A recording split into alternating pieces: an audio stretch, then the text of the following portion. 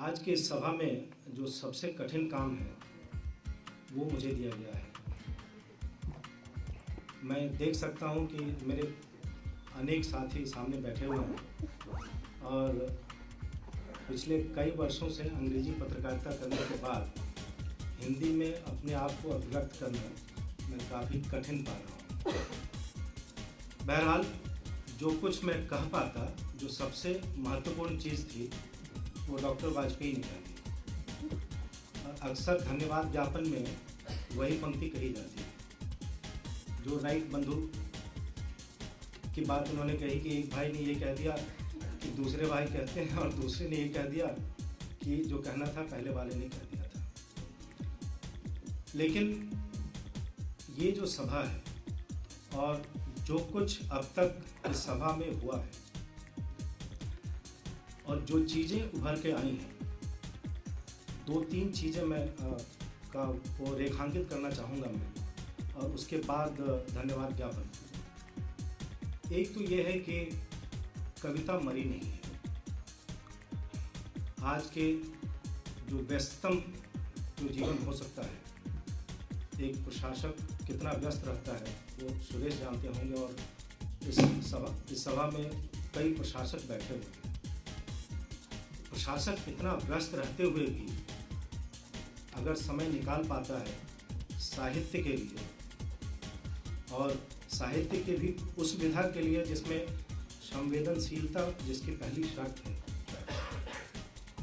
ये काफ़ी महत्वपूर्ण है। जैसा कि मेरे पहले कई महानुभावों ने ये कहा कि अगर प्रशासक संवेदनशील है तो उसके कारण इस देश के लिए बहुत अच्छी चीज़ें हो सकती हैं, क्योंकि अगर संवेदनशील है तो वो भ्रष्ट नहीं होगा। अगर संवेदनशील है तो वो जनता की समस्याओं को बेहतर तरीके से समझ सकता है, उसके लिए समाधान प्रस्तुत कर सकता है। एक और चीज़ जो आज के व्यस्ततम जीवन में है, और जबकि बाज़ारवाद और उपभोक्तावाद इतनी तरह से हमारे जीवन के हर एक पहलू पर असर कर रहा है, वैसी स्थिति में आज की इस शरद शाम को इतनी भारी संख्या में लोग, पूरा सभागार भरा हुआ है, सारे लोग समय निकाल कर आए हैं, ये भी इस बात की गारंटी है कि कविता मरी नहीं है और लोग आज भी साहित्य में रुचि ले रहे हैं। और अब धन्यवाद ज्ञापन का जो औपचारिकता है उसकी तरफ। सबसे पहले नमिता जी ने सुरेश की कई कविताओं का पाठ कर हमें बताया कि इस संग्रह में किस तरह की कविताएं हैं, और उनकी पहली लाइन जो कि कविता संग्रह के शीर्षक को लेकर था कि देह की भाषा और न जाने अंदर में किस तरह की कविताएं होंगी, और उसके बाद जो लोगों में जो हंसी का माहौल बना, उससे सभा की शुरुआत इस तरह की हुई कि अंत तक, और अब तक मैं देख सकता हूँ कि सबकी इस सभा में रुचि बनी हुई है।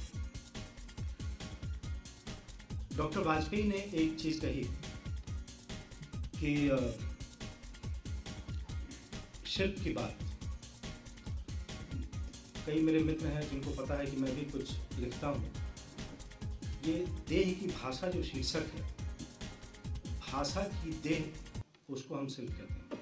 आप किस तरह से उसका इस्तेमाल करते हैं शब्दों का, आप जिस तरह से कहानी लिखते हैं, कविताएं अलग ढंग से लिखते हैं या गज़लें अलग ढंग से लिखते हैं, सबका एक ग्रामर है, और वो व्याकरण और उसको साधने के बाद, और इसमें जो कहें कि पराकाष्ठा होती है, जिसको एकदम से जब पूरी तरह साध लेते हैं तब शायद बहुत बेहतर चीज़ें आती हैं। लेकिन जो कुछ सुरेश ने पहले संग्रह में हासिल किया है, जैसा कि सारे वक्ताओं ने कहा, वो बहुत बड़ी चीज़ है। और डॉक्टर नामवर सिंह ने तो ये कहा कि अब आपको इसको सस्टेन करना है।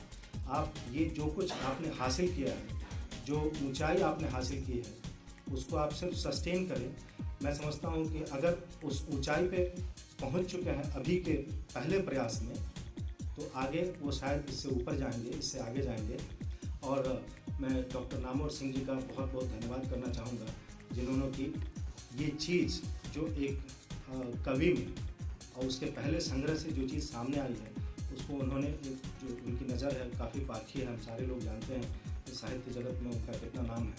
उन्होंने ये चीज़ पकड़ी है और इसको रेखांकित किया है हम सबके सामने।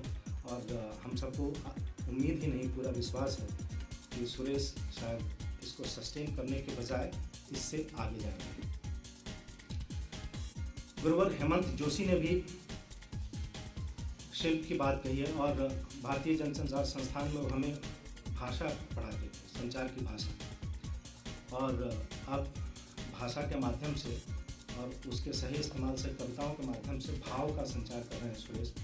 मैं समझता हूँ गुरुवर ने जो कुछ भी शिक्षा दी थी पत्रकारिता के लिए, उसका उन्होंने कविता के लिए बहुत बेहतर इस्तेमाल करा। पत्रकारिता में तो वो रहे नहीं, कविता में उसका बहुत अच्छा इस्तेमाल कर रहे हैं। मित्र सुरेश, हम लोग बहुत दिनों के बाद मिले हैं और मैं इस बात को लेकर बहुत गदगद हूँ कि मुझे ये काम दिया गया है कि इस सभा में धन्यवाद ज्ञापन का काम करूँ। आमतौर पे धन्यवाद ज्ञापन थैंक यू माना जाता है कि आप जाइए थैंक यू कर दीजिए और लोग चले जाएंगे और बस खत्म। मैंने इसको थैंक यू से आगे ले जाने की कोशिश की है। मैं खुद, मुझे बहुत अच्छा लग रहा है कि इस सभा में मुझे ये जिम्मेदारी दी गई है और मैं इसका निर्वहन कर रहा हूँ। ये मेरे लिए गौरव की बात है। और अगर पहले संग्रह में आप यहाँ तक पहुँचे हैं, आपसे उम्मीद है कि आप बहुत जल्द दूसरे संग्रह के साथ आएंगे और आप जो गति आपने हासिल की है, जो मुकाम हासिल किया है, उससे आगे जाएंगे और इससे भी बेहतर सभा का आयोजन होगा और हम सभी दोबारा यहाँ इकट्ठा होंगे और इसको हम फिर से एक समारोह की तरह मनाएंगे।